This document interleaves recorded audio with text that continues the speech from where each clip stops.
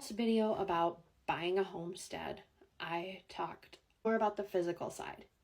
In this video, I'm going to go into a specific part of the physical side, is the buildings that are on the property you wish to purchase. If you're buying raw land, you need to look at how the land is set up and if the types of buildings that you want fit on the usable land. Is there enough flat, safe, buildable land?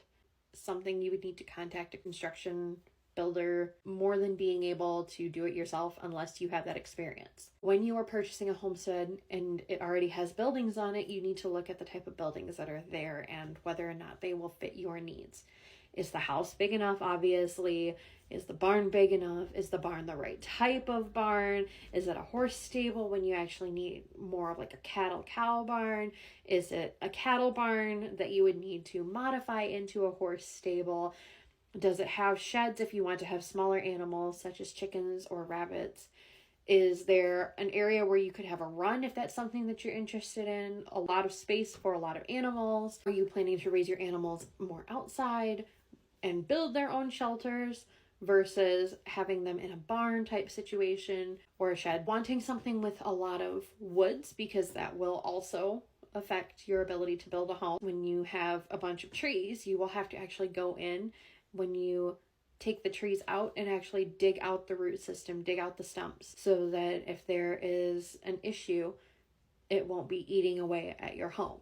With regards to buildings specifically, if I'm not going to go into raw land again, because again, that comes up with a whole lot of things that really you should be asking a builder about, and I am not a builder. I have no construction experience whatsoever.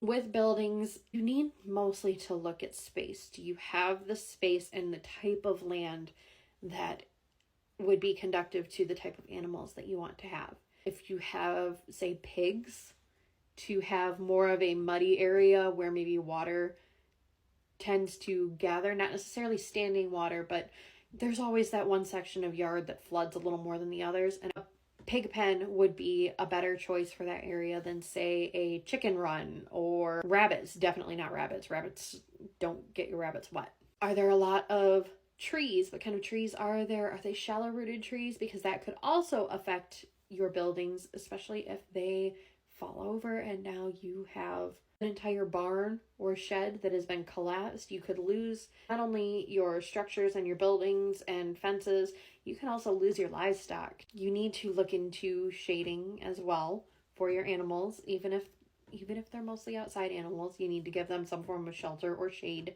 so that they will be able to hang out when the weather gets not so great. With houses, that really depends on your climate, depends on your area. Again, find an inspector, find a builder that knows what they're doing and can either help you make the best choice that you possibly can, or can help you build the best home that you possibly can. I hope this makes sense. Thank you so much, and I'll catch you in the next video. Bye!